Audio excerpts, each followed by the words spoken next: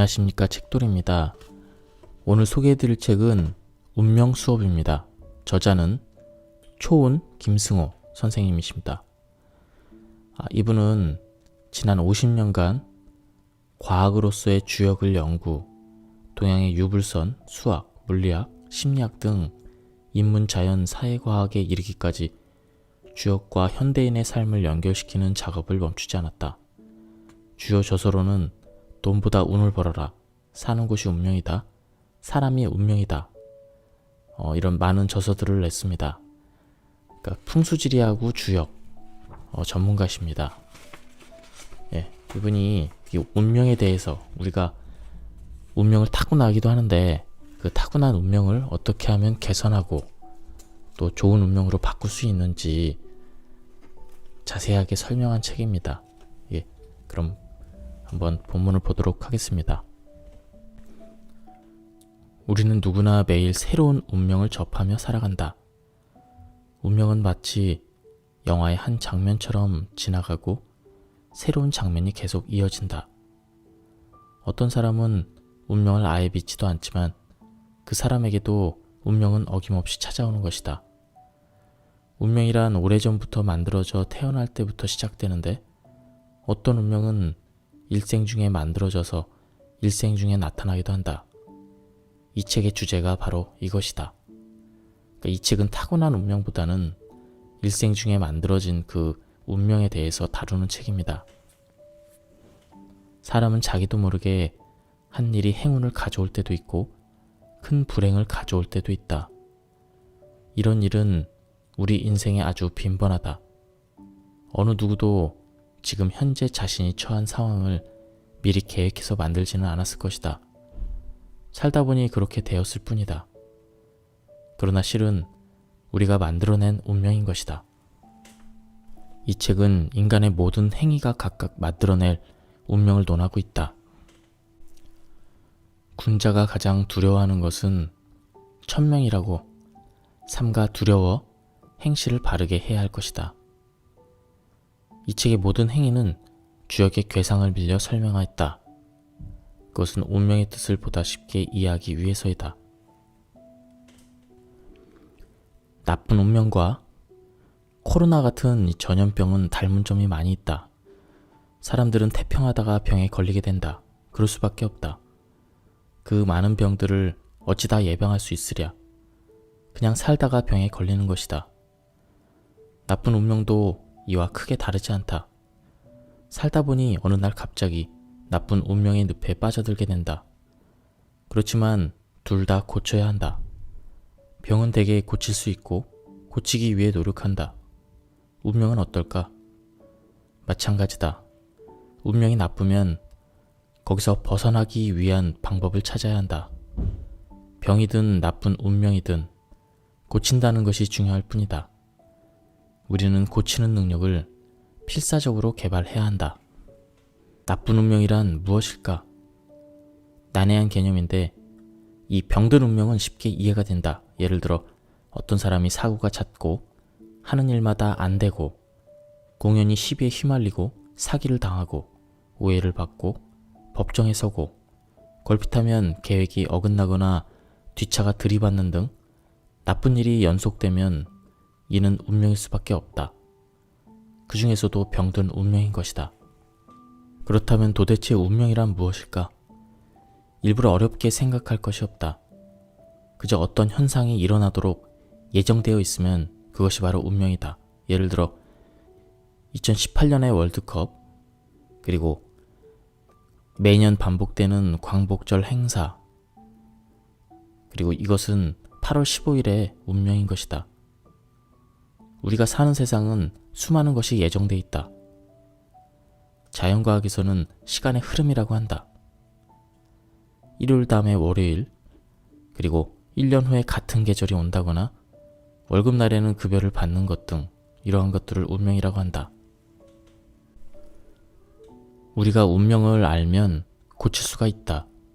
운명은 제각각 크기가 다르고 그것을 아느냐 모르느냐의 문제가 있을 뿐이다. 나쁜 운명은 그것이 발생하지 않도록 조심하고 이미 발생한 운명은 고치도록 노력하면 된다. 운명은 오래전에 만들어진 것이 있고 이제 슬슬 만들어지는 것도 있다. 그래서 우리가 항상 몸가짐, 마음가짐, 행실을 주의해야 되는 것이다. 다만 사람의 능력에 따라 운명과 싸우는 방법이 각각 다르다. 평소 실력을 길러두어야 한다.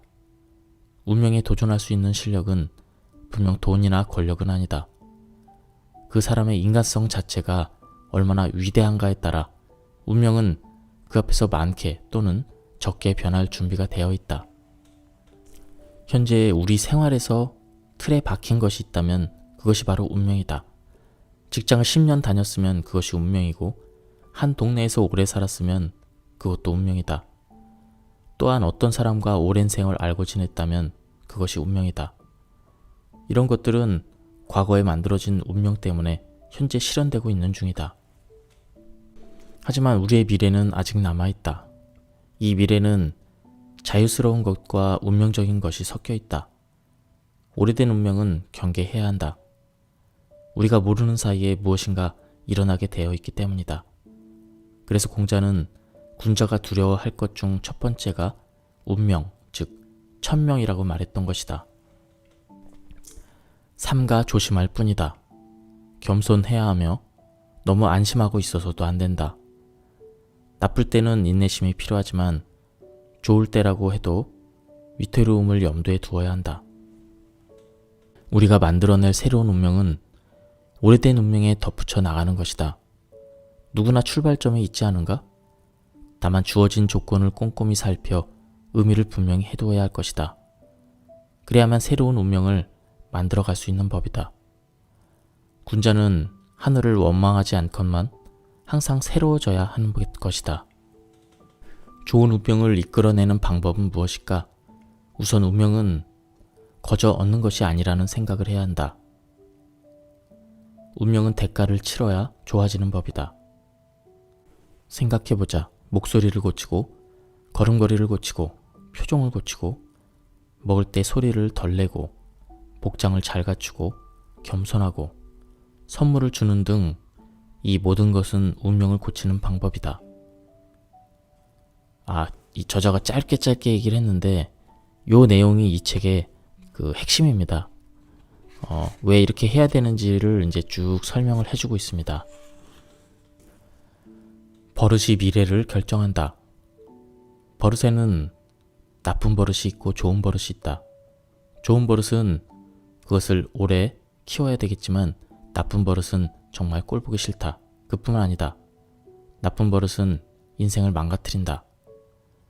공자는 이렇게 말했다. 군자는 위로 발전하고 소인은 아래로 타락한다. 이는 소인은 날이 갈수록 점점 더 나빠지고 군자는 점점 더 좋아진다는 뜻이다. 그 원인은 다름 아닌 버릇에 있다. 소인은 나쁜 버릇을 가지고 있다. 아니, 나쁜 버릇을 가지고 있으면 소인이 되어가는 것이다. 나쁜 버릇이 어느 이상이 되면 걷잡을 수 없이 커진다. 귀인에게는 귀한 버릇이 있다. 반면 재수 나쁜 사람에게는 천박한 버릇이 있어 운명도 점점 나빠진다. 우리 인생의 부귀영화는 결국 그 사람이 어떻게 살았느냐에 달려있는데 이것은 버릇과 다르지 않다. 운명의 병도 바로 나쁜 버릇에서 나오는 것이다. 우리가 사는 환경에 많은 쓰레기가 있듯이 우리의 인생에는 많은 버릇이 있고 오래된 나쁜 버릇이 있다. 이것들 말고는 딱히 우리 운명을 망치는 것은 따로 없다. 오래된 나쁜 버릇은 기필코 뽑아내야 하며 나쁜 버릇이 조금이라도 생길 것 같으면 평소의 생활 태도를 시급히 되돌아봐야 한다. 운명도 모르는데 병든 운명을 어찌할 수 있냐고? 어렵게 생각할 것이다. 지금 나쁘면 이것이 병든 운명이다. 나쁜지 좋은지 모르겠다고? 그렇다면 걱정할 필요가 없다. 현재 운명이 불편하지 않다면 그냥 살아가면 그뿐이다. 몸의 병도 마찬가지다. 불편함이 없으면 의사가 뭐라고 하든 애써 치료할 필요가 없다. 누구든 운명을 개선하고자 하는 사람은 필사적으로 자기의 단점을 찾아야 한다. 이것이 최우선적으로 할 일이다. 이때 죄를 지은 것과 단점은 엄연히 다르다는 것은 굳이 말할 필요가 없다. 사람은 실수라든가 잘못된 판단 때문에 운명이 망가지는 것이 아니다. 운명은 오래된 단점 때문에 망가진다. 엊그제 만들어진 비교적 새로운 단점은 아직 운명을 파괴하지 못하고 있다. 그것은 오랜 세월이 지나서 효력을 발휘한다. 지금 당장 운명을 고치려면 오래되고 지속적인 단점을 찾아야 한다. 단점이란 게 별거 아니다. 나쁜 버릇을 의미한다. 평생 불필요한 웃음을 많이 토해냈다면 이런 것은 나쁜 버릇. 이 때문에 20년쯤 후에 부도가 난다. 공연히 발을 떠는 버릇은 배신을 당한다. 이상한 연관을 맺는 것 같지만 사실 운명이 나빠지는 것은 전혀 관계없는 것 같은 엉뚱한 버릇 때문에 벌어진다. 나쁜 버릇이 전혀 없다고 주장하는 사람이 하는 행동 모두가 나쁜 버릇이다. 기필코 나쁜 버릇을 찾아야 한다. 이것을 찾고 나면 그 다음부터는 쉽다. 의식적으로 버릇을 고치려고 노력하면 빠른 경우 3개월 정도 걸린다. 3개월이면 충분히 운명이 바뀔 수 있는 시간이다. 작은 행동이 큰 결과를 이끌어내는 사례들을 우리 주변에서 얼마든지 볼 수 있다.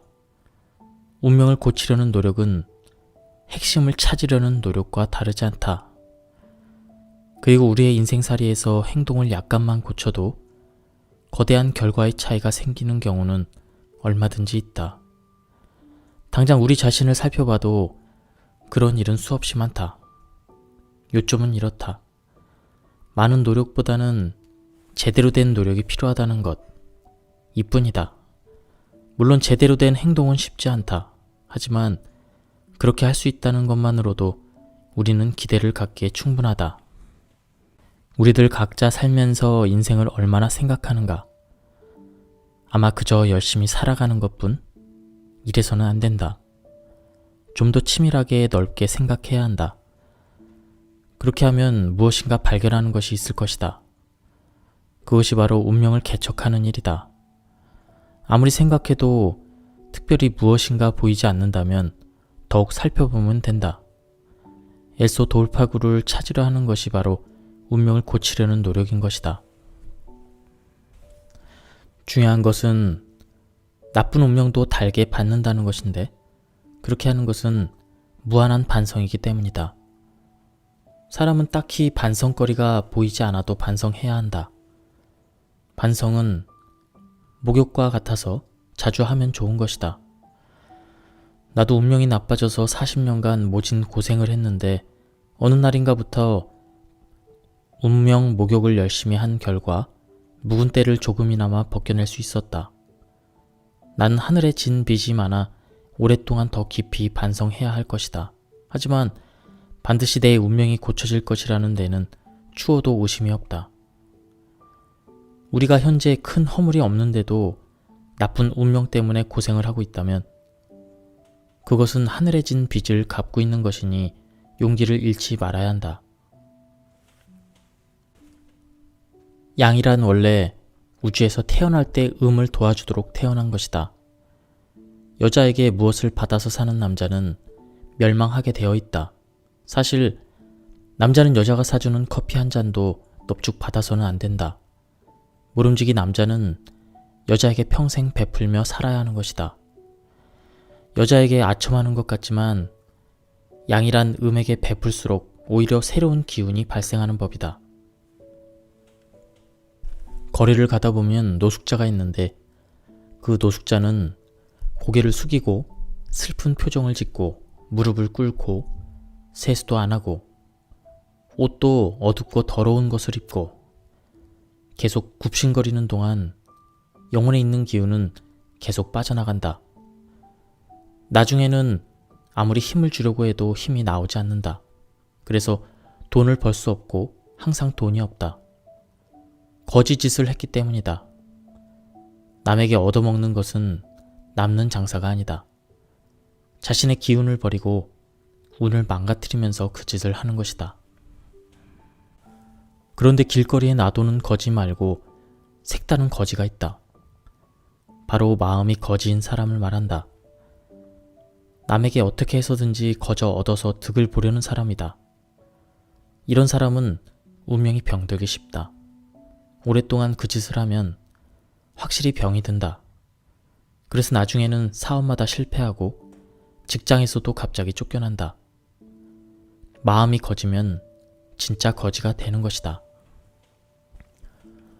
남에게 빌어먹을 생각을 하지 않고 열심히 벌어서 남에게 혜택을 주려는 사람은 운명이 건강해지는 법이다. 마음이 거지인 사람은 도적보다 나쁜 놈이다. 이놈은 아닌 척하면서도 항상 남의 돈을 꿀꺽할 생각만 하고 지낸다. 나중에는 그 집 말고는 점점 할 일이 없어진다. 이건희 회장이 말했다. 부자처럼 생각하고 부자처럼 행동하라. 그러면 나도 모르는 사이에 부자가 되어 있다. 물론 여기서 말하는 것은 마음이 부자인 것을 말한다. 마음이 거지면 거지가 되고 마음이 부자면 부자가 되는 것이 하늘의 섭니다. 하늘은 사람에게 복을 주려고 할 때 그 마음을 먼저 살핀다. 마음이 거지인 사람은 하늘도 피해간다. 아니, 벌을 준다. 하지만 열심히 사는 사람은 하늘도 돕고 싶어하는 법이다. 남에게 써야 할 돈을 쓰지 않고 몰래 아끼는 행위도 실은 거지짓과 다르지 않다. 부자가 따로 없다. 남에게 흔쾌히 쓸 줄 알면 부자다. 마음이 거지인 사람은 척 보면 알 수 있다. 궁산맞게 아끼고 남이 쓰기를 기다린다. 항상 어디서 공돈이 생기지 않을까 허망한 꿈을 꾸는 것이다. 거지병을 고치는 방법은 간단하다. 남에게 자주 베풀면 되는 것이다. 나는 뉴욕에서나 서울에서나 거지와 노숙자들의 행태를 오랫동안 관찰했다. 그들의 얼굴은 이미 죽어있는 관상이다.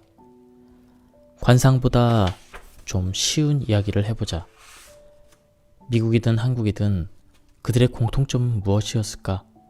바로 친구가 없었다는 사실이다. 노숙자나 거지는 누구와 함께 다니는 법이 없다. 잘 때도 혼자 잔다. 깨어나서 누구와 대화를 나누는 법도 없다. 그들은 혼자인 것이다. 이것은 홀로 서기가 아니다. 홀로 주저앉는 것이다. 여기서 유의해야 할 것은 혼자라는 형태다. 이들은 친구가 없다. 이는 아주 큰일이다. 친구가 없다는 것은 병든 운명에 나타나는 최우선적 증상이다. 친구가 없어졌든 친구를 잃었든 상관없다. 현재 아는 사람이 없으면 그는 운명이 병든 자이고 그 병은 점점 깊어질 것이다. 세상에 나쁜 놈은 친구가 없는 법이고 이런 자는 운명이 병들 수밖에 없다. 공자는 말했다. 덕이 있는 자는 외롭지 않다. 반드시 이웃이 있다. 이웃이 있으면 운명은 치료된다. 이웃에게 신세를 지라는 뜻이 아니다. 베풀라는 뜻이다. 내가 남에게 베풀지 못하면 운명은 즉각 병들게 되어 있다. 친구가 있어야 무엇인가 줄 수 있지 않겠는가? 애시당초 친구가 없는 자는 남에게 전혀 줄 마음이 없기 때문에 운명이 친구를 다 잃게 만드는 것이다. 친구란 베풀면 생기게 되어 있다. 또한 베푸는 자는 베풀 것이 생기기 마련이다. 사람은 반드시 친구가 있어야 한다. 물론 재수없는 놈은 친구로 두어서는 안 될 것이다. 친구란 어느 정도는 인간다워야 한다. 도적놈을 사귀면 도적질을 배우기 마련이다. 싸가지가 없으면 되는 일도 없다. 버릇이 너무 나쁜 사람을 두고 싸가지 없는 놈이라고 말한다. 그냥 줄여서 싸가지라고도 한다. 이런 놈은 대개 예의 범절이 없고 안하무인격으로 제멋대로 사는 존재다. 싸가지 없는 놈은 사람을 두려워하거나 존중하지 않기 때문에 저 자신은 매우 편하게 산다. 하지만 보는 사람마다 기분 나쁘게 만들기 때문에 싸가지 없다는 욕을 듣는다. 이런 사람은 오던 행운도 피해 달아나는 법이다. 당연히 상종할 인간이 아니다. 싸가지 없는 놈이 흔한 존재는 아니다. 하지만 사람은 자신의 행동이 단점인지 아닌지를 잘 파악하지 못하기 때문에 종종 싸가지 없어 보이는 행동을 한다. 그래서 나의 단점이 남에게는 싸가지 없게 보이지 않을까 조심해야 하고 나 자신이 혹시 그런 사람은 아닌지 종종 의심해봐야 한다. 그런데 진짜 싸가지 없는 존재가 있다. 그것은 막 나가는 놈을 일컫는다. 나는 남 신경 안 써. 뭐 어때서? 나는 내 멋대로 할 거야. 내 마음대로 하라지 뭐. 난 그런 거 몰라. 참견하지 마. 관심 없으니까 말하지 마. 이런 식으로 행동하는 자가 싸가지 없는 자이다. 싸가지는 대체로 예의범절이 아예 없고 갖추지도 않겠다는 자인데 이런 사람은 하늘이 싫어한다. 맹자는 말했다. 외로움은 길이요, 예의는 문이다. 이는 비록 그 사람이 의로운 사람이라도 태도에 갖춤이 없으면 상종하지 않겠다는 뜻이다. 공자는 이렇게 말했다. 나이 40이 넘어서 남에게 미움을 산다는 이는 틀린 것이다. 어려서의 자기도취는 어느 정도 이해해 줄 수 있지만 30에서 40세에 이르서도 자기도취가 계속되면 이 인생은 볼장 다 본 것이다. 그런데 자기도취는 거의 모든 사람에게 조금씩 있다는 연구 보고가 있다. 조심해야 할 것이다. 누구든지 자기도취가 깊어질 수 있기 때문이다. 자기도취가 깊어질수록 운명의 발전은 정지하게 되어 있다. 그리고 발전하지 않는 것은 퇴보하는 법이니 자기도취자는 운명이 나빠질 때를 기다리고 있는 것과 다를 바 없다. 사람은 열심히 건전하게 살아가면 그만이다. 애써 자기를 평가할 필요가 없는 것이다.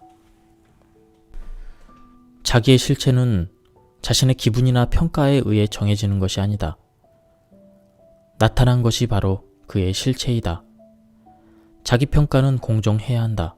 아니, 자기 자신에 대해서는 더욱 냉정한 기준을 적용해야 한다. 사람은 자기도취가 없는 순간부터 세상을 배울 수 있으며 배우는 사람은 운명이 차차 개선될 수밖에 없다. 남들은 저만큼 앞서가고 있는데 나는 뒤에 처져서 잘났다고 주장만 하면 어찌 발전이 있겠는가? 자기도취는 비겁한 착각이다. 저자는 어떤 여자를 만난 적이 있었다. 그 사람은 몸에 명품을 많이 지니고 있었는데 모두 빚을 내서 산 것들이다. 한마디로 이 여자는 허영에 깊게 병들어 있었다. 이유를 들어보니 그럴듯하다. 운이 너무 안 풀려서 억지로 높여봤다는 것이다. 허영이란 운명을 가불하는 것과 같으며 아주 큰 빚이다. 현실의 빚은 잘 도망치기만 하면 어찌 피할 수 있을지도 모르지만 운명의 빚은 피할 방법이 없다. 폐가 망신은 물론 몸이 불구가 되는 수도 있다. 억지로 운명을 속이는 운명은 그 보상을 그 사람의 몸으로 받아내는 법이다. 즉, 몸에 사고를 당한다는 뜻이다. 몸에 사고를 당하면 이제 허영은커녕 몸을 유지하기조차 힘들어진다. 허영은 애당초 진실을 포기한 것이다. 그래서 당연히 사실적 행운은 오지 않는다. 주변에 속은 사람은 분명히 있을 것이다. 하지만 이와 같은 사실은 하늘이 알고 돈을 빌려준 사람이 알고 있다.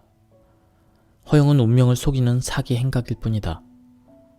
사람이 출세를 원한다면 그에 준하는 행실이 있어야 한다. 그렇다고 결코 사기 행각이 아니다. 그러나 허영으로 하늘과 인간을 속이고 어찌 온전할 수 있을까? 좋은 행동, 좋은 생각도 폭이 좁으면 그것이 바로 고립이다. 인간은 누구나 자기 자신의 운명 영토가 있는데 그것이 좁으면 발전해봤자 그게 그거다. 좁은 땅에 건물을 지으면 얼마나 짓겠는가. 나는 높일 생각만 했지 넓힐 생각은 하지 못했던 것이다. 사람은 종종 일탈된 행동을 할 수 있어야 한다. 기차 레일처럼 궤도에서 벗어나지 못한다면 인생은 한계가 있는 법이다. 고립 중에서 자기도 모르는 사이에 그렇게 되는 수가 있다. 이를 두고 흔히 주변의 변화를 따라가지 못한다고 말한다. 또 다른 고립은 스스로 뻔히 알면서 그렇게 되는 것이다. 이는 고집이나 고정관념 등에서 비롯된다. 이런 사람은 아예 씨알머리가 안 먹힌다. 누가 고쳐주려고 해도 고쳐줄 수가 없다. 그는 이렇게 말한다. 나는 누가 뭐래도 이 길을 갈 테야. 이는 분명 고집이다. 그런데 나 자신도 이런 사람이었지만 안 되면 바꾸는 것이 순리다.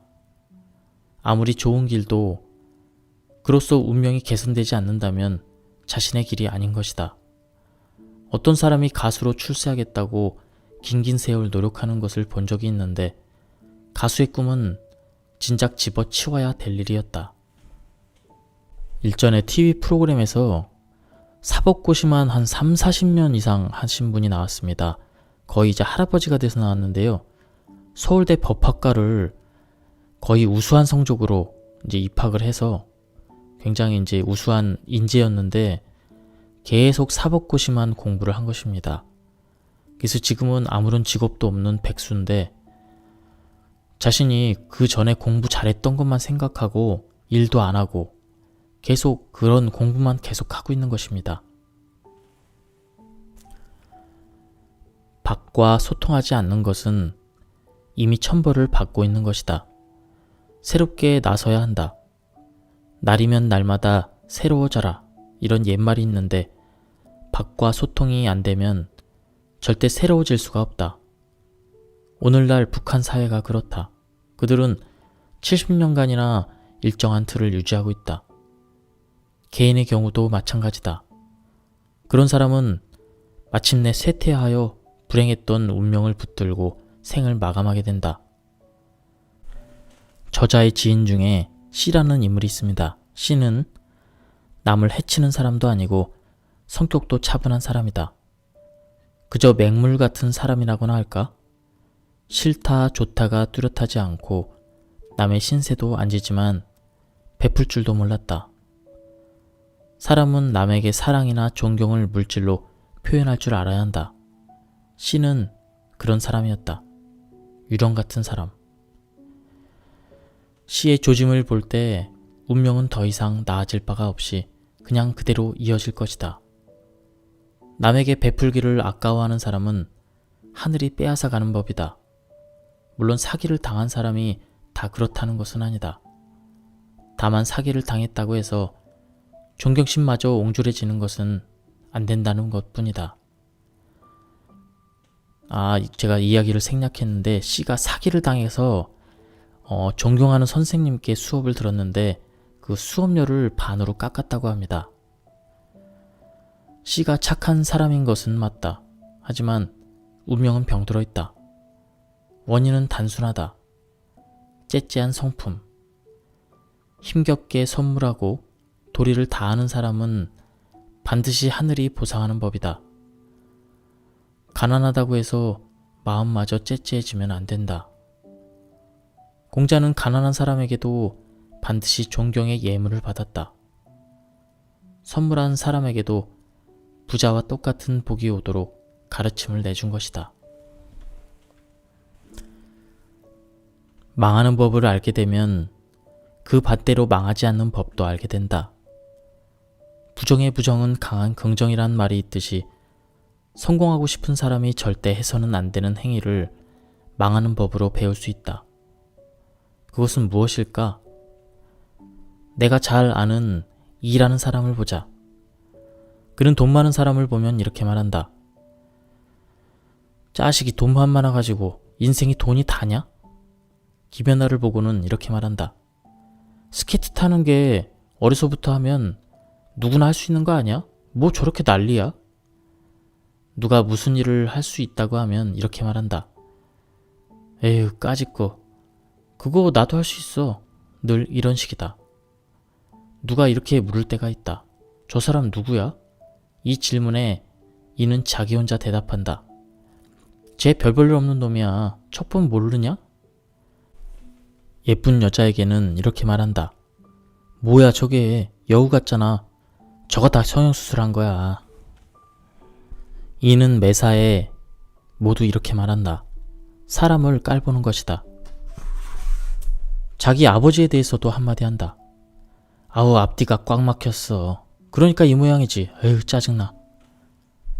세상에서 가장 별 볼 일 없는 사람은 모든 사람을 깔보는 사람이다. 이 사람에게서 존경심이란 찾아볼 수가 없다. 모든 사람이 우습게 보이는 것이다. 이 사람은 도대체 얼마나 위대한 사람일까? 온 세상을 깔보는 이는 모든 일이 망할 것이 틀림없다. 아닌 게 아니라 나는 그를 오랜 세월 봐왔는데 계속 망해가는 중이다. 이는 소인배가 당치도 않게 높은 자리를 차지하고 있는 귀인을 업신 여긴다는 것이다. 이것은 급락을 예고하고 있다. 세상에 천하고 또 천한 짓이 남을 깔보는 행위이다. 깔보는 행위는 존경의 반대 행위이고 겸손의 반대 행위, 그리고 사랑의 반대, 성공의 반대 행위이다. 누구든 적어도 남을 깔보는 것만은 안 해도 제법 괜찮은 사람이다. 사람은 자기도 모르는 사이에 많은 사람을 깔보고 있다. 그래서 망하는 것이다. 겉보기에 자기보다 못나 보이지만 잘 보면 잘난 것이 있기 마련이다. 성공하는 사람은 남의 잘난 점이 잘 보이는 법이다. 모든 사람을 깔보는 사람은 하늘이 외면하게 되어 있다. 윗사람을 잘 받들어야 되는 이유. 공자는 윗사람을 대하는 예법을 특히 강조했다. 여기서 의문은 윗사람을 왜 그렇게 대해야 되는 것이다. 윗사람에게 정중히 대한다는 것. 여기에는 질서 개념이 깔려있다. 깊게 들어가면 철학적, 종교적 문제로 확대되므로 여기서는 간단하게 설명하겠다. 윗사람을 함부로 대하는 것은 이른바 근원 부정인데 이로써 우주가 약해지고 미래가 흔들리게 된다. 어른은 과거부터 먼저 시작된 존재이기 때문이다. 다시 말해서 아이들이 어른을 부정하는 것은 장차 어른이 될 자기 자신을 부정하는 것이다. 주역의 궤상에 산풍고라는 게 있는데 이는 산을 무너뜨린다는 것으로 속으로 썩어간다는 뜻이다. 어렵게 생각할 것 없이 뿌리를 부정하면 현재의 존재가 위태롭게 되는 것이다. 이런 것은 이미 다 알고 있을 테니 운명에 적용하는 효과를 보자. 어른을 공경할 때 아랫사람의 입장은 어떨까? 아마 편하기 어렵고 괴로울 것이다. 그러나 이러한 괴로움을 피하고자 한다면 자신은 결코 남의 어른이 될 수 없을 것이다. 운명적 언어로 높은 사람이 될 수 없다는 뜻이다. 다시 말해서 윗사람을 잘 받들면 자신이 장차 높아질 운명이 되는 것이다. 싸가지 없는 놈은 하늘도 그를 키워주지 않는 법이다. 이놈은 나중에 커서 하늘도 부정하지 않겠는가? 또한 우주도 부정할 것이다. 이런 자는 우주가 존립하는데 해롭다.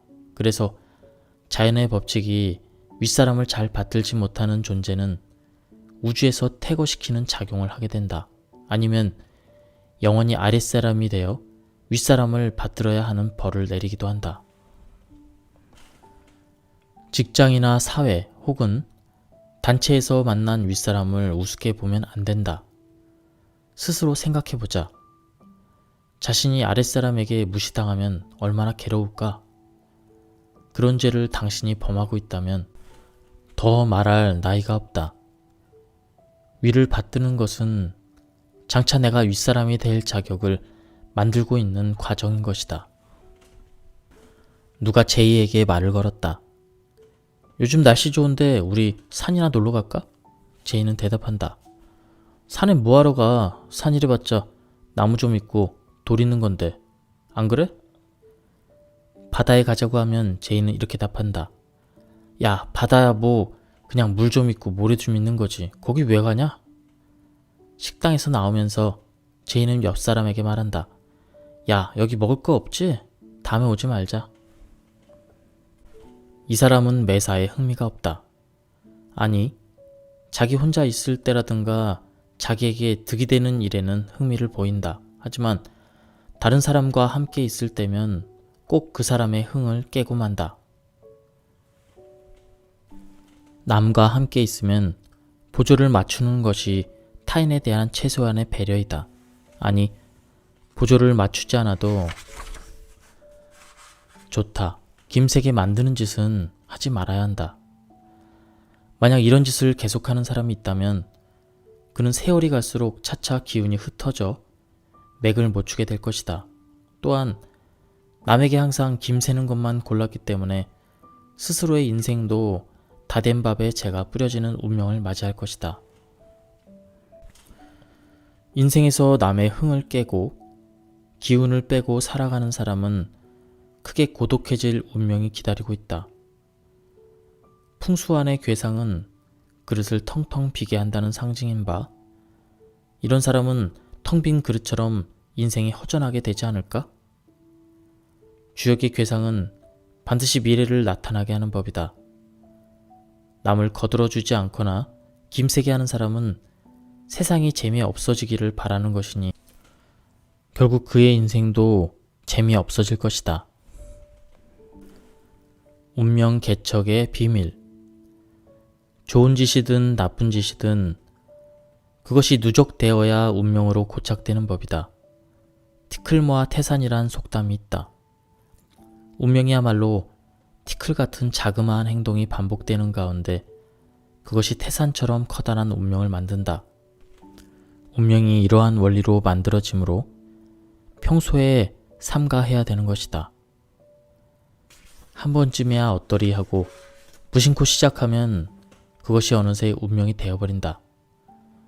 사람은 누구나 한 번 한 짓을 다시 하고 싶어지는 성질이 있는 바, 처음에 잘 행동해야 되는 것이 바로 그 이유이다.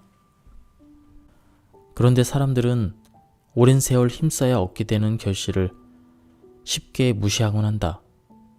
어느 천년에 그것을 결실을 맺냐 하면서. 하지만 이런 식이면 사실 언제나 제자리다. 운명을 만드는 행위는 이왕이면 곱게 행동한다는 뜻인 바, 이 효과는 의외로 크다.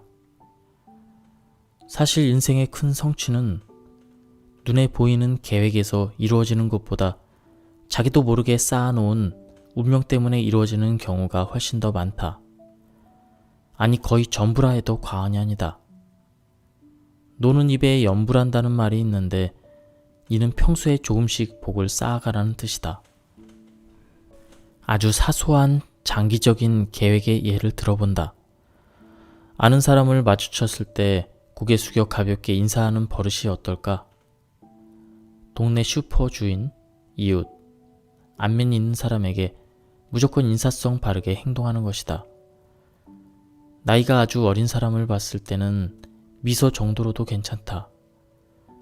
이런 행동이 뭐가 어렵겠는가? 이런 행동을 50년 동안 한다면 그로써 반드시 복을 받게 되어 있다. 운명 개척은 이토록 쉬운 것이다. 친절도 운명 개척의 좋은 방법 중 하나이다. 친절은 주역의 괴상으로 화택규인데 태양이 떠오르듯 발전한다는 뜻이다. 사람에 대한 친절은 그리 어려운 것이 아니다. 오히려 불친절하기가 더 어렵다. 그런데 친절은 아주 좋은 운명을 끌어들이는 것이니 얼마나 손쉬운가. 삶에 대한 철학이나 개념이 없는 사람은 그릇이 작은 사람이다. 그런 사람이 찻잔 속에 태풍을 일으켜봤자 그게 그거다. 근본은 영구적으로 변치 않는 것이다. 이래서는 한평생이 지나가도 뻔한 모습에서 벗어날 수가 없다. 운명이 나쁠 것도 없이 인생이 시시해지는 것이다. 사람은 먼저 통을 키워야 한다. 째째한 사람은 운명이 좋게 변할 여지가 없다. 그 나물에 그 밥이다. 사람의 그릇이 달라지기 위해서는 무엇인가 특별한 계기가 있어야 한다. 공부를 많이 했다거나 훌륭한 사람을 만나 배움이 있었다거나 인생의 시련을 통한 깨달음이 있었다거나 근본이 흔들려 봐야 한다. 내부에 자극이 없는 사람은 금방 잊혀져 버리고 자기 모습을 그대로 유지한다. 지나온 세월을 돌이켜보자. 너무 태평하게 또는 몸이 건조하게 보내지 않았는가? 격렬한 변화를 시도해 본 적이 있는가? 사람은 그릇 속에 많이 담는 것이 능사가 아니다. 텅 비어 있을지언정 그릇 자체를 키워야 한다. 이와 같이 그릇이 작은 원인은 무엇일까? 자기 틀을 지키기 때문이다. 이를 고치려면 어떻게 해야 되는 것인가? 간단하다. 자기 틀을 깨버리면 된다. 작은 그릇을 깨면 반드시 큰 그릇이 생기는 법이다. 저자는 운명을 개척하는데 매력 또한 중요한 요소라고 생각합니다. 어떤 사람이 있는데 노래를 너무 잘한다. 이 사람은 매력이 있다. 매력은 남에게 불편을 주지 않는다는 그 무엇이다. 여기 한 신사가 있다. 이 사람은 항상 멋진 옷을 잘 골라 입는다. 매력이 있는가? 이 또한 매력이다. 항상 겸손한 사람이라면 그것도 매력이다. 목소리가 좋고 교양 있는 단어를 사용한다면 이 또한 매력이 아닐 수 없다.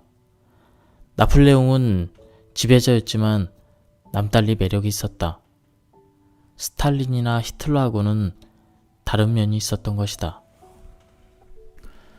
이른바 꽃 같은 사람. 내용이 무엇이든 간에 아름다움을 갖추면 그것이 매력적이 되는 것이다. 예의가 바르고 동작이 민첩하면 윗사람에게 칭찬받게 되어 있다. 항상 그런 사람이라면 매력 있는 놈, 멋진 놈이라는 애칭을 들을 수 있다. 자기 자랑을 늘어놓는 사람은 매력이 없지만 자랑거리가 있으면서도 그것을 애써 드러내지 않으면 매력이 있는 것이다. 반성은 미래의 잘못을 막아준다. 잘못을 하고도 그것을 뉘우치지 않는다면 그 잘못은 고스란히 남아있게 된다. 그뿐 아니다. 그와 비슷한 잘못을 또 저지르게 된다. 반성이란 집을 수리하는 것과 같은 뜻이다. 우리가 사는 집이 잘못되어 있으면 몹시 불편할 것이다. 전기나 수도가 고장나면 생활이 얼마나 힘들까? 그런데 우리 마음이 잘못되어 있어도 그로 인한 불편함을 모른다면 참으로 이상한 일이 아닐 수 없다. 사람이 짓는 죄는 그 행위로 인해 결과적으로 남에게 해를 끼치기 때문에 경계하는 것이 아니다.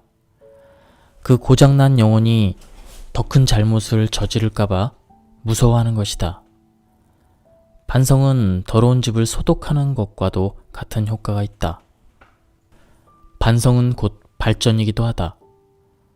사람이 자신의 잘못을 매일 반성한다면 영혼이 날로 깨끗해질 것이니 이것이 곧 발전이 아니고 무엇일까? 반성은 새로운 각오를 낳는 것이고 각오는 행동을 유도한다. 그리고 행동은 운명을 탄생시킨다.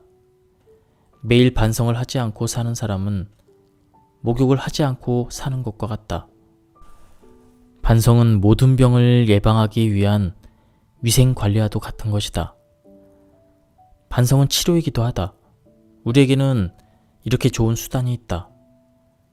잠시도 반성을 놓쳐서는 안 될 것이다. 이보다 당당한 일은 진정 찾아보기가 어렵다. 언젠가 신문을 봤는데 어떤 재벌이 매일 점심을 짜장면 한 그릇으로 때운다고 했다. 신문은 그 사람의 검소한 면을 집중 보도했다.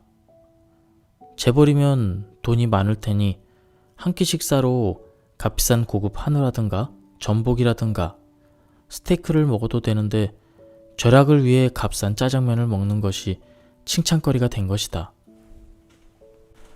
그 사람은 짜장면이 좋아서 매일 먹는 것이 아니라 절약, 오로지 절약 때문이라는 것이다. 절약이 미덕인가?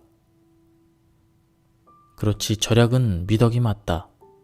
빚내서 명품 사들고 다니는 사람이 얼마나 꼴값인가? 하지만 재벌이 돈을 아끼기 위해 매일 짜장면을 먹는 것은 더욱 안 좋은 꼴이다. 그는 큰 죄를 짓고 있는 것이다. 온 국민이 그와 같다면 이 나라는 불황을 넘어 경제 공황에 빠지게 될 것이다. 사람은 어느 정도까지는 소비가 의무이고 미덕이다. 재벌이 절약을 미덕이라고 주장하고 싶다면 짜장면이 아니라 그보다 값싼 라면을 먹으면 된다. 소위 짜장 재벌인 그 사람은 많은 상가 건물을 가지고 있었는데 후에 크게 망했다고 들었다. 짜장면이 너무 비싸서 그렇게 됐을까? 분명 그는 너무 궁상을 떨었기 때문에 하늘이 그의 재산을 거두어 들였을 것이다. 사람이 적당한 돈을 들여서 생을 즐기는 것은 본능을 떠나서 그 자체로 재수 좋은 일이다. 하루를 행복하게 지내는 것은 꽃을 피우는 것과 같다. 이는 축복받는 행위이다. 한없이 아끼며 궁상을 떨면 모든 돈을 다 하늘에 뺏기게 된다. 세상에 꽃이 많은 이유가 무엇일까? 그것은 천지신명이 세상을 아름답게 꾸미고자 함이다. 인간 생활에 문화 행사가 있는 것도 사회를 아름답게 하고자 합니다. 조금이나마 인생을 즐기는 것이 운명을 개척하는 행위인 것이다. 안녕하십니까, 책돌이입니다. 오늘 소개해드릴 책은 운명 수업입니다. 저자는 초은 김승호 선생님이십니다. 이분은 지난 50년간 과학으로서의 주역을 연구, 동양의 유불선, 수학, 물리학, 심리학 등 인문, 자연, 사회과학에 이르기까지 주역과 현대인의 삶을 연결시키는 작업을 멈추지 않았다. 주요 저서로는 돈보다 운을 벌어라, 사는 곳이 운명이다, 사람이 운명이다, 이런 많은 저서들을 냈습니다. 그러니까 풍수지리하고 주역 전문가십니다.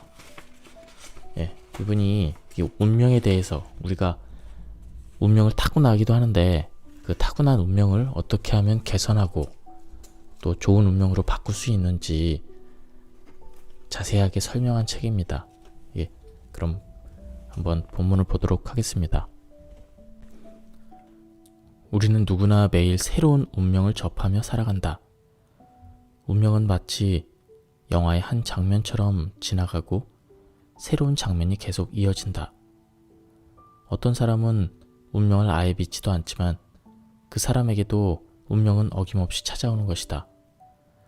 운명이란 오래전부터 만들어져 태어날 때부터 시작되는데 어떤 운명은 일생 중에 만들어져서 일생 중에 나타나기도 한다. 이 책의 주제가 바로 이것이다. 이 책은 타고난 운명보다는 일생 중에 만들어진 그 운명에 대해서 다루는 책입니다.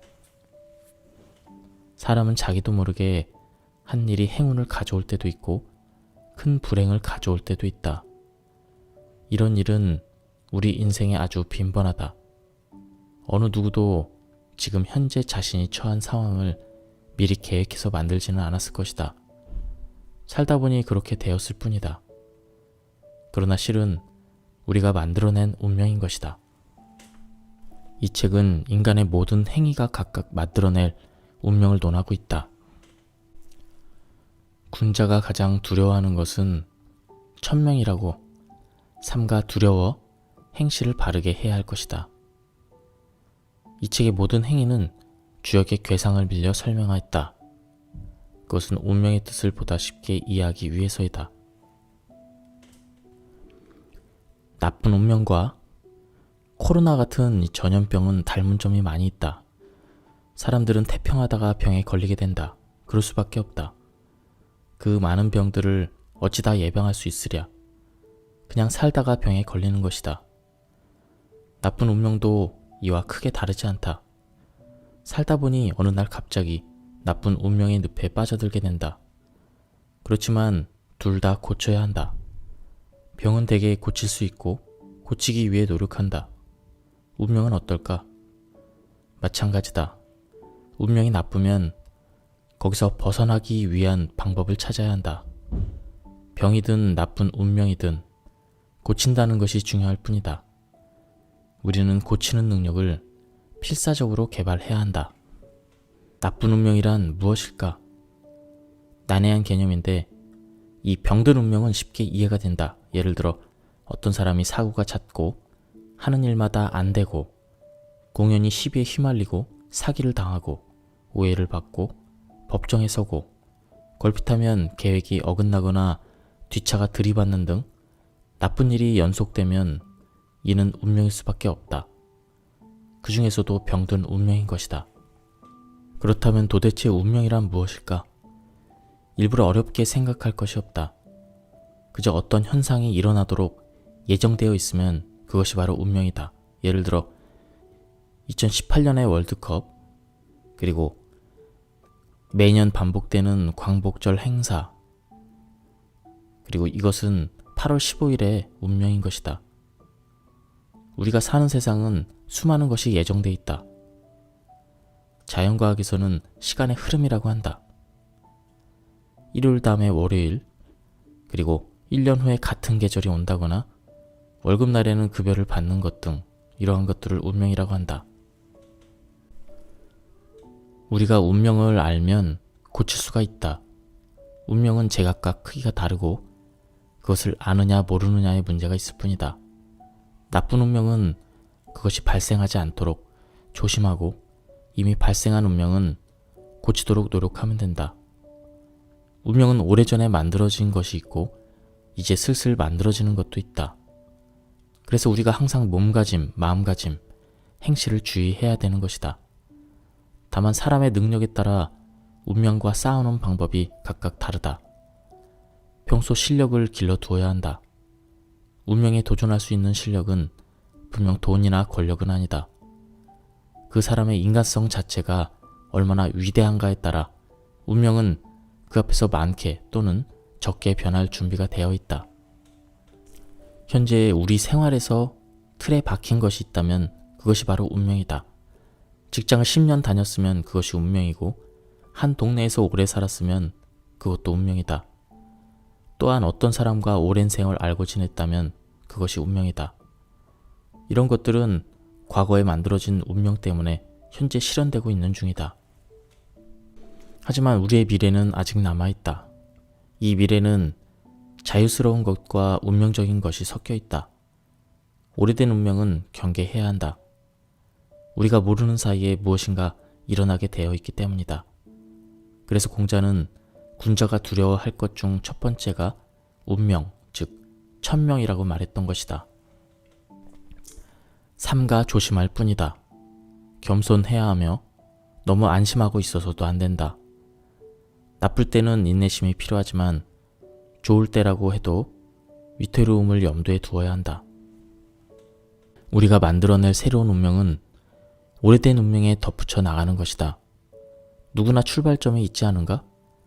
다만 주어진 조건을 꼼꼼히 살펴 의미를 분명히 해두어야 할 것이다. 그래야만 새로운 운명을 만들어갈 수 있는 법이다.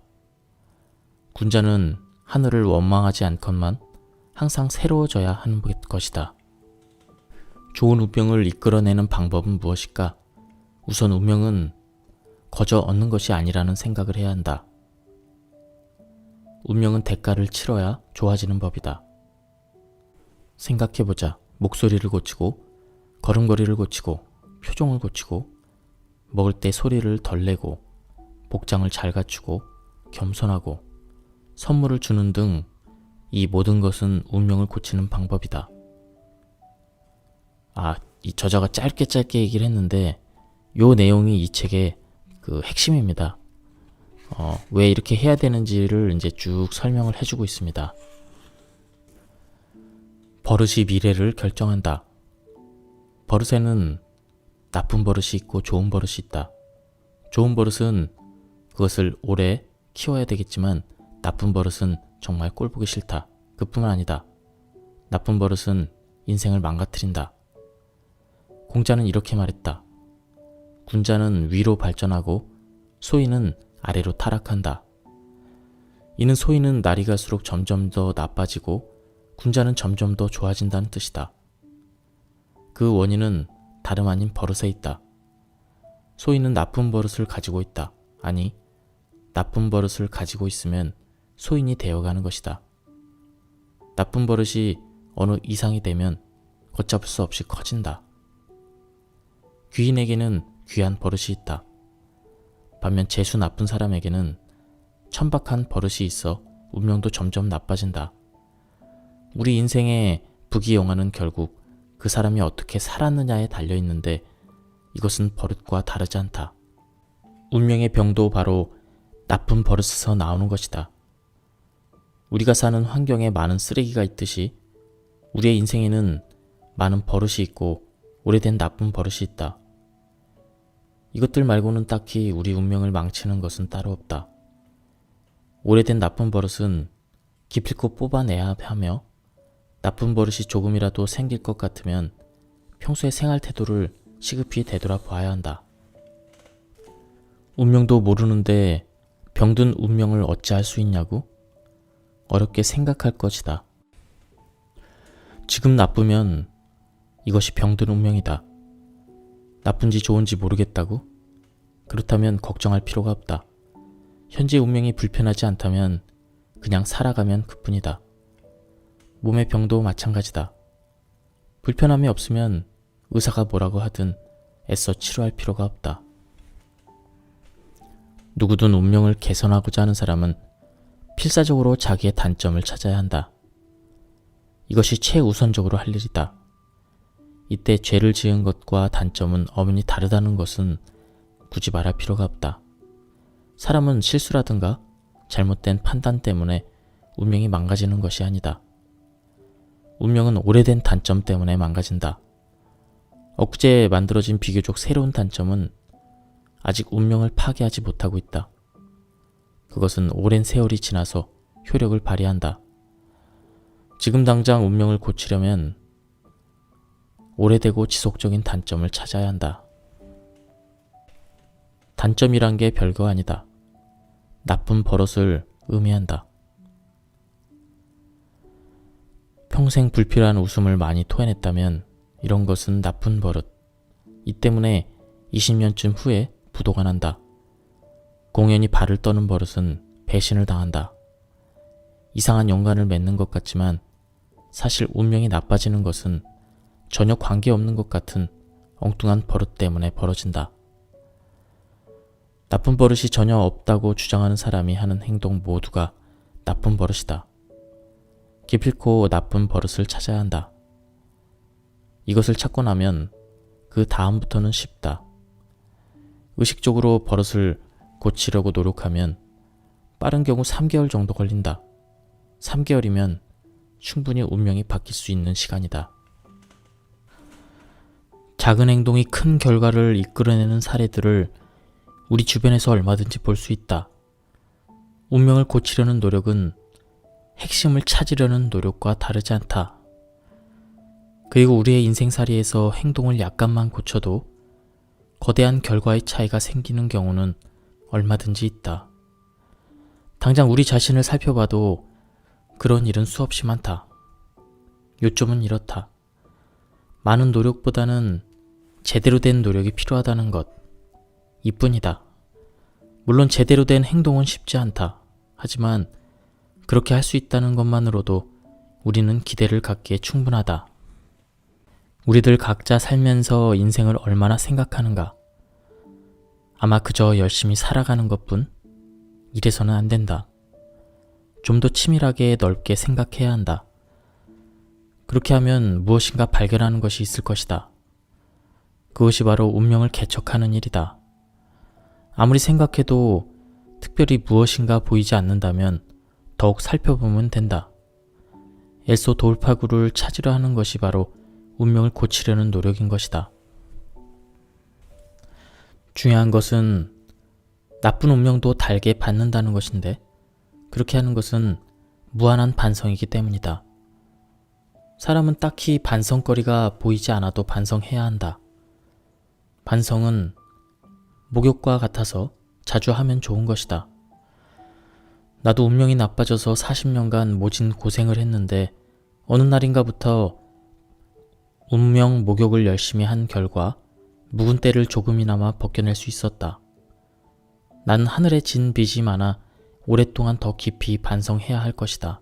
하지만 반드시 내 운명이 고쳐질 것이라는 데는 추워도 오심이 없다. 우리가 현재 큰 허물이 없는데도 나쁜 운명 때문에 고생을 하고 있다면 그것은 하늘에 진 빚을 갚고 있는 것이니 용기를 잃지 말아야 한다. 양이란 원래 우주에서 태어날 때 음을 도와주도록 태어난 것이다. 여자에게 무엇을 받아서 사는 남자는 멸망하게 되어 있다. 사실 남자는 여자가 사주는 커피 한 잔도 넙죽 받아서는 안 된다. 모름지기 남자는 여자에게 평생 베풀며 살아야 하는 것이다. 여자에게 아첨하는 것 같지만 양이란 음에게 베풀수록 오히려 새로운 기운이 발생하는 법이다. 거리를 가다 보면 노숙자가 있는데 그 노숙자는 고개를 숙이고 슬픈 표정을 짓고 무릎을 꿇고 세수도 안 하고 옷도 어둡고 더러운 것을 입고 계속 굽신거리는 동안 영혼에 있는 기운은 계속 빠져나간다. 나중에는 아무리 힘을 주려고 해도 힘이 나오지 않는다. 그래서 돈을 벌 수 없고 항상 돈이 없다. 거짓짓을 했기 때문이다. 남에게 얻어먹는 것은 남는 장사가 아니다. 자신의 기운을 버리고 운을 망가뜨리면서 그 짓을 하는 것이다. 그런데 길거리에 놔두는 거지 말고 색다른 거지가 있다. 바로 마음이 거지인 사람을 말한다. 남에게 어떻게 해서든지 거저 얻어서 득을 보려는 사람이다. 이런 사람은 운명이 병들기 쉽다. 오랫동안 그 짓을 하면 확실히 병이 든다. 그래서 나중에는 사업마다 실패하고 직장에서도 갑자기 쫓겨난다. 마음이 거지면 진짜 거지가 되는 것이다. 남에게 빌어먹을 생각을 하지 않고 열심히 벌어서 남에게 혜택을 주려는 사람은 운명이 건강해지는 법이다. 마음이 거지인 사람은 도적보다 나쁜 놈이다. 이놈은 아닌 척하면서도 항상 남의 돈을 꿀꺽할 생각만 하고 지낸다. 나중에는 그 집 말고는 점점 할 일이 없어진다. 이건희 회장이 말했다. 부자처럼 생각하고 부자처럼 행동하라. 그러면 나도 모르는 사이에 부자가 되어 있다. 물론 여기서 말하는 것은 마음이 부자인 것을 말한다. 마음이 거지면 거지가 되고 마음이 부자면 부자가 되는 것이 하늘의 섭니다. 하늘은 사람에게 복을 주려고 할 때 그 마음을 먼저 살핀다. 마음이 거지인 사람은 하늘도 피해간다. 아니, 벌을 준다. 하지만 열심히 사는 사람은 하늘도 돕고 싶어하는 법이다. 남에게 써야 할 돈을 쓰지 않고 몰래 아끼는 행위도 실은 거지짓과 다르지 않다. 부자가 따로 없다. 남에게 흔쾌히 쓸 줄 알면 부자다. 마음이 거지인 사람은 척 보면 알 수 있다. 궁산맞게 아끼고 남이 쓰기를 기다린다. 항상 어디서 공돈이 생기지 않을까 허망한 꿈을 꾸는 것이다. 거짓병을 고치는 방법은 간단하다. 남에게 자주 베풀면 되는 것이다. 나는 뉴욕에서나 서울에서나 거지와 노숙자들의 행태를 오랫동안 관찰했다. 그들의 얼굴은 이미 죽어있는 관상이다. 관상보다 좀 쉬운 이야기를 해보자. 미국이든 한국이든 그들의 공통점은 무엇이었을까? 바로 친구가 없었다는 사실이다. 노숙자나 거지는 누구와 함께 다니는 법이 없다. 잘 때도 혼자 잔다. 깨어나서 누구와 대화를 나누는 법도 없다. 그들은 혼자인 것이다. 이것은 홀로 서기가 아니다. 홀로 주저앉는 것이다. 여기서 유의해야 할 것은 혼자라는 형태다. 이들은 친구가 없다. 이는 아주 큰일이다. 친구가 없다는 것은 병든 운명에 나타나는 최우선적 증상이다. 친구가 없어졌든 친구를 잃었든 상관없다. 현재 아는 사람이 없으면 그는 운명이 병든 자이고 그 병은 점점 깊어질 것이다. 세상에 나쁜 놈은 친구가 없는 법이고 이런 자는 운명이 병들 수밖에 없다. 공자는 말했다. 덕이 있는 자는 외롭지 않다. 반드시 이웃이 있다. 이웃이 있으면 운명은 치료된다. 이웃에게 신세를 지라는 뜻이 아니다. 베풀라는 뜻이다. 내가 남에게 베풀지 못하면 운명은 즉각 병들게 되어 있다. 친구가 있어야 무엇인가 줄 수 있지 않겠는가? 애시당초 친구가 없는 자는 남에게 전혀 줄 마음이 없기 때문에 운명이 친구를 다 잃게 만드는 것이다. 친구란 베풀면 생기게 되어 있다. 또한 베푸는 자는 베풀 것이 생기기 마련이다. 사람은 반드시 친구가 있어야 한다. 물론 재수없는 놈은 친구로 두어서는 안 될 것이다. 친구란 어느 정도는 인간다워야 한다. 도적놈을 사귀면 도적질을 배우기 마련이다. 싸가지가 없으면 되는 일도 없다. 버릇이 너무 나쁜 사람을 두고 싸가지 없는 놈이라고 말한다. 그냥 줄여서 싸가지라고도 한다. 이런 놈은 대개 예의 범절이 없고 안하무인격으로 제멋대로 사는 존재다. 싸가지 없는 놈은 사람을 두려워하거나 존중하지 않기 때문에 저 자신은 매우 편하게 산다. 하지만 보는 사람마다 기분 나쁘게 만들기 때문에 싸가지 없다는 욕을 듣는다. 이런 사람은 오던 행운도 피해 달아나는 법이다. 당연히 상종할 인간이 아니다. 싸가지 없는 놈이 흔한 존재는 아니다. 하지만 사람은 자신의 행동이 단점인지 아닌지를 잘 파악하지 못하기 때문에 종종 싸가지 없어 보이는 행동을 한다. 그래서 나의 단점이 남에게는 싸가지 없게 보이지 않을까 조심해야 하고 나 자신이 혹시 그런 사람은 아닌지 종종 의심해봐야 한다. 그런데 진짜 싸가지 없는 존재가 있다. 그것은 막 나가는 놈을 일컫는다. 나는 남 신경 안 써. 뭐 어때서? 나는 내 멋대로 할 거야. 내 마음대로 하라지 뭐. 난 그런 거 몰라. 참견하지 마. 관심 없으니까 말하지 마. 이런 식으로 행동하는 자가 싸가지 없는 자이다. 싸가지는 대체로 예의범절이 아예 없고 갖추지도 않겠다는 자인데 이런 사람은 하늘이 싫어한다. 맹자는 말했다. 외로움은 길이요 예의는 문이다. 이는 비록 그 사람이 의로운 사람이라도 태도에 갖춤이 없으면 상종하지 않겠다는 뜻이다. 공자는 이렇게 말했다. 나이 40이 넘어서 남에게 미움을 산다는 이는 틀린 것이다. 어려서의 자기도취는 어느 정도 이해해 줄 수 있지만 30에서 40세에 이르서도 자기도취가 계속되면 이 인생은 볼장 다 본 것이다. 그런데 자기도취는 거의 모든 사람에게 조금씩 있다는 연구 보고가 있다. 조심해야 할 것이다. 누구든지 자기도취가 깊어질 수 있기 때문이다. 자기도취가 깊어질수록 운명의 발전은 정지하게 되어 있다. 그리고 발전하지 않는 것은 퇴보하는 법이니 자기도취자는 운명이 나빠질 때를 기다리고 있는 것과 다를 바 없다. 사람은 열심히 건전하게 살아가면 그만이다. 애써 자기를 평가할 필요가 없는 것이다.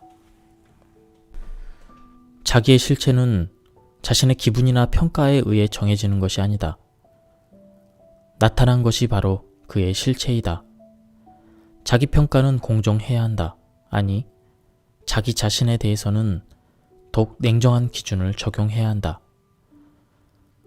사람은 자기도취가 없는 순간부터 세상을 배울 수 있으며 배우는 사람은 운명이 차차 개선될 수밖에 없다.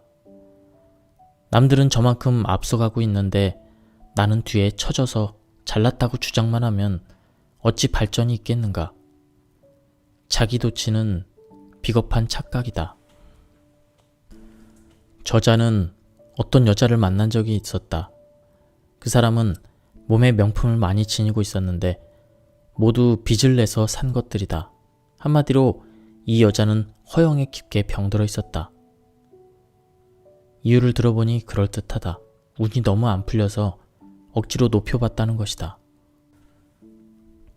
허영이란 운명을 가불하는 것과 같으며 아주 큰 빚이다. 현실의 빚은 잘 도망치기만 하면 어찌 피할 수 있을지도 모르지만 운명의 빚은 피할 방법이 없다. 폐가 망신은 물론 몸이 불구가 되는 수도 있다. 억지로 운명을 속이는 운명은 그 보상을 그 사람의 몸으로 받아내는 법이다. 즉, 몸에 사고를 당한다는 뜻이다. 몸에 사고를 당하면 이제 허영은커녕 몸을 유지하기조차 힘들어진다. 허영은 애당초 진실을 포기한 것이다. 그래서 당연히 사실적 행운은 오지 않는다. 주변에 속은 사람은 분명히 있을 것이다. 하지만 이와 같은 사실은 하늘이 알고 돈을 빌려준 사람이 알고 있다. 허영은 운명을 속이는 사기 행각일 뿐이다. 사람이 출세를 원한다면 그에 준하는 행실이 있어야 한다. 그렇다고 결코 사기 행각이 아니다. 그러나 허영으로 하늘과 인간을 속이고 어찌 온전할 수 있을까? 좋은 행동, 좋은 생각도 폭이 좁으면 그것이 바로 고립이다. 인간은 누구나 자기 자신의 운명 영토가 있는데 그것이 좁으면 발전해봤자 그게 그거다. 좁은 땅에 건물을 지으면 얼마나 짓겠는가? 나는 높일 생각만 했지 넓힐 생각은 하지 못했던 것이다. 사람은 종종 일탈된 행동을 할 수 있어야 한다. 기차 레일처럼 궤도에서 벗어나지 못한다면 인생은 한계가 있는 법이다. 고립 중에서 자기도 모르는 사이에 그렇게 되는 수가 있다. 이를 두고 흔히 주변의 변화를 따라가지 못한다고 말한다. 또 다른 고립은 스스로 뻔히 알면서 그렇게 되는 것이다. 이는 고집이나 고정관념 등에서 비롯된다. 이런 사람은 아예 씨알머리가 안 먹힌다. 누가 고쳐주려고 해도 고쳐줄 수가 없다. 그는 이렇게 말한다. 나는 누가 뭐래도 이 길을 갈 테야. 이는 분명 고집이다. 그런데 나 자신도 이런 사람이었지만 안 되면 바꾸는 것이 순리다. 아무리 좋은 길도 그로써 운명이 개선되지 않는다면 자신의 길이 아닌 것이다. 어떤 사람이 가수로 출세하겠다고 긴긴 세월 노력하는 것을 본 적이 있는데 가수의 꿈은 진작 집어치워야 될 일이었다. 일전에 TV 프로그램에서 사법고시만 한 3, 40년 이상 하신 분이 나왔습니다. 거의 이제 할아버지가 돼서 나왔는데요. 서울대 법학과를 거의 우수한 성적으로 이제 입학을 해서 굉장히 이제 우수한 인재였는데 계속 사법고시만 공부를 한 것입니다. 그래서 지금은 아무런 직업도 없는 백수인데 자신이 그 전에 공부 잘했던 것만 생각하고 일도 안 하고 계속 그런 공부만 계속 하고 있는 것입니다. 밖과 소통하지 않는 것은 이미 천벌을 받고 있는 것이다. 새롭게 나서야 한다. 날이면 날마다 새로워져라. 이런 옛말이 있는데 밖과 소통이 안 되면 절대 새로워질 수가 없다. 오늘날 북한 사회가 그렇다. 그들은 70년간이나 일정한 틀을 유지하고 있다. 개인의 경우도 마찬가지다.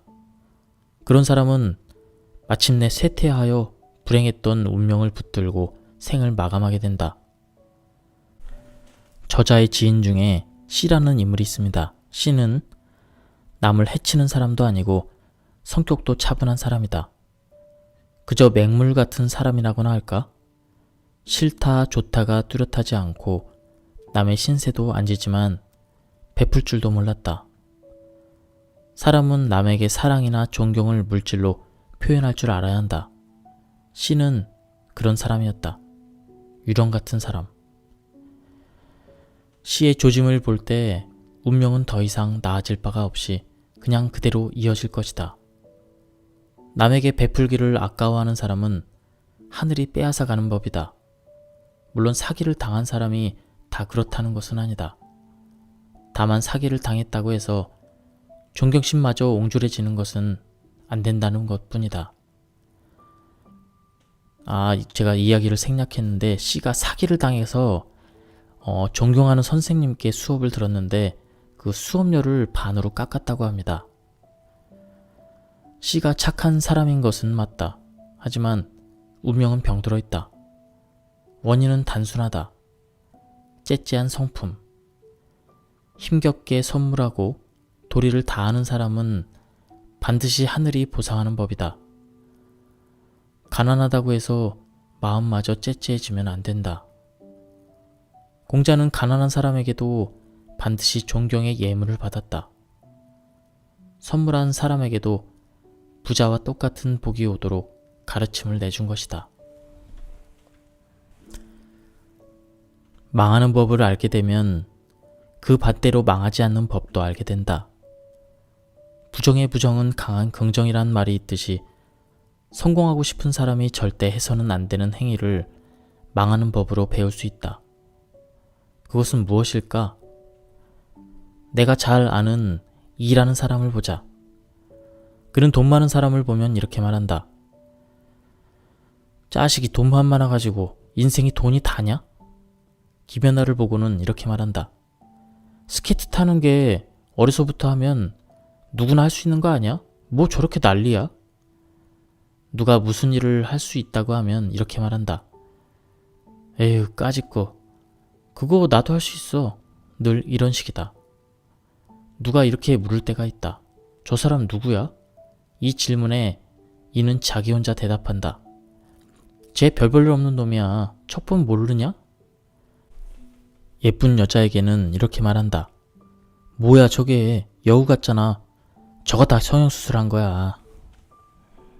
이는 매사에 모두 이렇게 말한다. 사람을 깔보는 것이다. 자기 아버지에 대해서도 한마디 한다. 아우 앞뒤가 꽉 막혔어. 그러니까 이 모양이지. 에휴 짜증나. 세상에서 가장 별 볼 일 없는 사람은 모든 사람을 깔보는 사람이다. 이 사람에게서 존경심이란 찾아볼 수가 없다. 모든 사람이 우습게 보이는 것이다. 이 사람은 도대체 얼마나 위대한 사람일까? 온 세상을 깔보는 이는 모든 일이 망할 것이 틀림없다. 아닌 게 아니라 나는 그를 오랜 세월 봐왔는데 계속 망해가는 중이다. 이는 소인배가 당치도 않게 높은 자리를 차지하고 있는 귀인을 업신 여긴다는 것이다. 이것은 급락을 예고하고 있다. 세상에 천하고 또 천한 짓이 남을 깔보는 행위이다. 깔보는 행위는 존경의 반대 행위이고 겸손의 반대 행위 그리고 사랑의 반대, 성공의 반대 행위이다. 누구든 적어도 남을 깔보는 것만은 안 해도 제법 괜찮은 사람이다. 사람은 자기도 모르는 사이에 많은 사람을 깔보고 있다. 그래서 망하는 것이다. 겉보기에 자기보다 못나 보이지만 잘 보면 잘난 것이 있기 마련이다. 성공하는 사람은 남의 잘난 점이 잘 보이는 법이다. 모든 사람을 깔보는 사람은 하늘이 외면하게 되어 있다. 윗사람을 잘 받들어야 되는 이유. 공자는 윗사람을 대하는 예법을 특히 강조했다. 여기서 의문은 윗사람을 왜 그렇게 대해야 되는 것이다. 윗사람에게 정중히 대한다는 것. 여기에는 질서 개념이 깔려있다. 깊게 들어가면 철학적, 종교적 문제로 확대되므로 여기서는 간단하게 설명하겠다. 윗사람을 함부로 대하는 것은 이른바 근원 부정인데 이로써 우주가 약해지고 미래가 흔들리게 된다. 어른은 과거부터 먼저 시작된 존재이기 때문이다. 다시 말해서 아이들이 어른을 부정하는 것은 장차 어른이 될 자기 자신을 부정하는 것이다. 주역의 궤상에 산풍고라는 게 있는데 이는 산을 무너뜨린다는 것으로 속으로 썩어간다는 뜻이다. 어렵게 생각할 것 없이 뿌리를 부정하면 현재의 존재가 위태롭게 되는 것이다. 이런 것은 이미 다 알고 있을 테니 운명에 적용하는 효과를 보자. 어른을 공경할 때 아랫사람의 입장은 어떨까? 아마 편하기 어렵고 괴로울 것이다. 그러나 이러한 괴로움을 피하고자 한다면 자신은 결코 남의 어른이 될 수 없을 것이다. 운명적 언어로 높은 사람이 될 수 없다는 뜻이다. 다시 말해서 윗사람을 잘 받들면 자신이 장차 높아질 운명이 되는 것이다.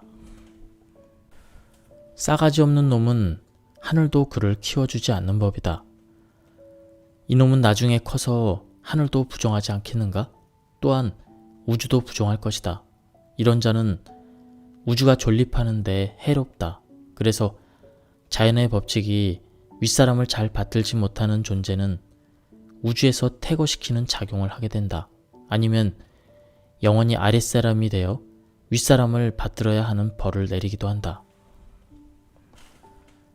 직장이나 사회 혹은 단체에서 만난 윗사람을 우습게 보면 안 된다. 스스로 생각해보자. 자신이 아랫사람에게 무시당하면 얼마나 괴로울까? 그런 죄를 당신이 범하고 있다면 더 말할 나이가 없다. 위를 받드는 것은 장차 내가 윗사람이 될 자격을 만들고 있는 과정인 것이다. 누가 제이에게 말을 걸었다. 요즘 날씨 좋은데 우리 산이나 놀러 갈까? 제이는 대답한다. 산에 뭐하러 가? 산이래봤자 나무 좀 있고 돌 있는 건데. 안 그래? 바다에 가자고 하면 제이는 이렇게 답한다. 야, 바다야 뭐 그냥 물 좀 있고 모래 좀 있는 거지. 거기 왜 가냐? 식당에서 나오면서 제이는 옆 사람에게 말한다. 야, 여기 먹을 거 없지? 다음에 오지 말자. 이 사람은 매사에 흥미가 없다. 아니, 자기 혼자 있을 때라든가 자기에게 득이 되는 일에는 흥미를 보인다. 하지만 다른 사람과 함께 있을 때면 꼭 그 사람의 흥을 깨고 만다. 남과 함께 있으면 보조를 맞추는 것이 타인에 대한 최소한의 배려이다. 아니, 보조를 맞추지 않아도 좋다. 김색에 만드는 짓은 하지 말아야 한다. 만약 이런 짓을 계속하는 사람이 있다면 그는 세월이 갈수록 차차 기운이 흩어져 맥을 못 추게 될 것이다. 또한 남에게 항상 김새는 것만 골랐기 때문에 스스로의 인생도 다 된 밥에 재가 뿌려지는 운명을 맞이할 것이다. 인생에서 남의 흥을 깨고 기운을 빼고 살아가는 사람은 크게 고독해질 운명이 기다리고 있다. 풍수안의 궤상은 그릇을 텅텅 비게 한다는 상징인 바, 이런 사람은 텅 빈 그릇처럼 인생이 허전하게 되지 않을까? 주역의 궤상은 반드시 미래를 나타나게 하는 법이다. 남을 거들어주지 않거나 김세게 하는 사람은 세상이 재미없어지기를 바라는 것이니 결국 그의 인생도 재미없어질 것이다. 운명 개척의 비밀. 좋은 짓이든 나쁜 짓이든 그것이 누적되어야 운명으로 고착되는 법이다. 티클모아 태산이란 속담이 있다. 운명이야말로 티클 같은 자그마한 행동이 반복되는 가운데 그것이 태산처럼 커다란 운명을 만든다. 운명이 이러한 원리로 만들어지므로 평소에 삼가해야 되는 것이다. 한 번쯤이야 어떠리 하고 무심코 시작하면 그것이 어느새 운명이 되어버린다. 사람은 누구나 한 번 한 짓을 다시 하고 싶어지는 성질이 있는 바 처음에 잘 행동해야 되는 것이 바로 그 이유이다. 그런데 사람들은 오랜 세월 힘써야 얻게 되는 결실을 쉽게 무시하곤 한다. 어느 천년에 그것을 결실을 맺냐 하면서. 하지만 이런 식이면 사실 언제나 제자리다. 운명을 만드는 행위는 이왕이면 곱게 행동한다는 뜻인 바, 이 효과는 의외로 크다. 사실 인생의 큰 성취는 눈에 보이는 계획에서 이루어지는 것보다 자기도 모르게 쌓아놓은 운명 때문에 이루어지는 경우가 훨씬 더 많다. 아니 거의 전부라 해도 과언이 아니다. 노는 입에 염불한다는 말이 있는데 이는 평소에 조금씩 복을 쌓아가라는 뜻이다. 아주 사소한 장기적인 계획의 예를 들어본다. 아는 사람을 마주쳤을 때 고개 숙여 가볍게 인사하는 버릇이 어떨까? 동네 슈퍼 주인, 이웃, 안면 있는 사람에게 무조건 인사성 바르게 행동하는 것이다. 나이가 아주 어린 사람을 봤을 때는 미소 정도로도 괜찮다. 이런 행동이 뭐가 어렵겠는가? 이런 행동을 50년 동안 한다면 그로써 반드시 복을 받게 되어 있다. 운명 개척은 이토록 쉬운 것이다. 친절도 운명 개척의 좋은 방법 중 하나이다. 친절은 주역의 괴상으로 화택규인데 태양이 떠오르듯 발전한다는 뜻이다. 사람에 대한 친절은 그리 어려운 것이 아니다. 오히려 불친절하기가 더 어렵다. 그런데 친절은 아주 좋은 운명을 끌어들이는 것이니 얼마나 손쉬운가. 삶에 대한 철학이나 개념이 없는 사람은 그릇이 작은 사람이다. 그런 사람이 찻잔 속에 태풍을 일으켜봤자 그게 그거다. 근본은 영구적으로 변치 않는 것이다. 이래서는 한평생이 지나가도 뻔한 모습에서 벗어날 수가 없다. 운명이 나쁠 것도 없이 인생이 시시해지는 것이다. 사람은 먼저 통을 키워야 한다. 째째한 사람은 운명이 좋게 변할 여지가 없다. 그 나물에 그 밥이다. 사람의 그릇이 달라지기 위해서는 무엇인가 특별한 계기가 있어야 한다. 공부를 많이 했다거나 훌륭한 사람을 만나 배움이 있었다거나 인생의 시련을 통한 깨달음이 있었다거나 근본이 흔들려 봐야 한다. 내부에 자극이 없는 사람은 금방 잊혀져 버리고 자기 모습을 그대로 유지한다. 지나온 세월을 돌이켜보자. 너무 태평하게 또는 몸이 건조하게 보내지 않았는가? 격렬한 변화를 시도해 본 적이 있는가? 사람은 그릇 속에 많이 담는 것이 능사가 아니다. 텅 비어 있을지언정 그릇 자체를 키워야 한다. 이와 같이 그릇이 작은 원인은 무엇일까? 자기 틀을 지키기 때문이다. 이를 고치려면 어떻게 해야 되는 것인가? 간단하다. 자기 틀을 깨버리면 된다. 작은 그릇을 깨면 반드시 큰 그릇이 생기는 법이다. 저자는 운명을 개척하는데 매력 또한 중요한 요소라고 생각합니다. 어떤 사람이 있는데 노래를 너무 잘한다. 이 사람은 매력이 있다. 매력은 남에게 불편을 주지 않는다는 그 무엇이다. 여기 한 신사가 있다. 이 사람은 항상 멋진 옷을 잘 골라 입는다. 매력이 있는가? 이 또한 매력이다. 항상 겸손한 사람이라면 그것도 매력이다. 목소리가 좋고 교양 있는 단어를 사용한다면 이 또한 매력이 아닐 수 없다. 나폴레옹은 지배자였지만 남달리 매력이 있었다. 스탈린이나 히틀러하고는 다른 면이 있었던 것이다. 이른바 꽃 같은 사람.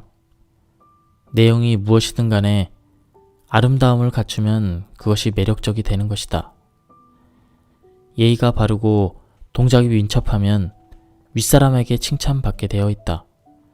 항상 그런 사람이라면 매력 있는 놈, 멋진 놈이라는 애칭을 들을 수 있다. 자기 자랑을 늘어놓는 사람은 매력이 없지만 자랑거리가 있으면서도 그것을 애써 드러내지 않으면 매력이 있는 것이다. 반성은 미래의 잘못을 막아준다.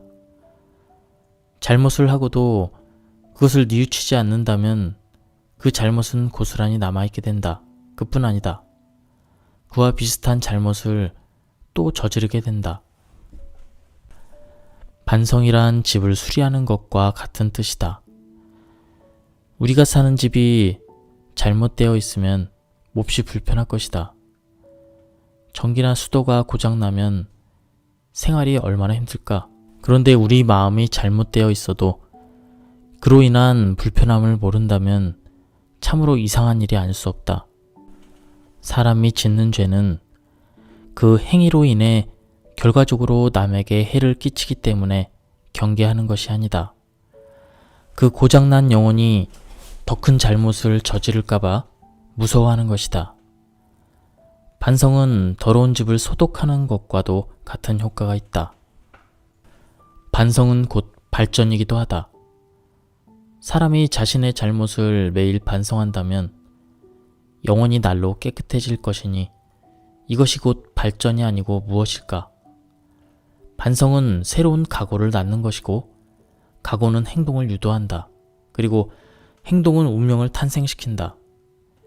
매일 반성을 하지 않고 사는 사람은 목욕을 하지 않고 사는 것과 같다. 반성은 모든 병을 예방하기 위한 위생관리와도 같은 것이다. 반성은 치료이기도 하다. 우리에게는 이렇게 좋은 수단이 있다.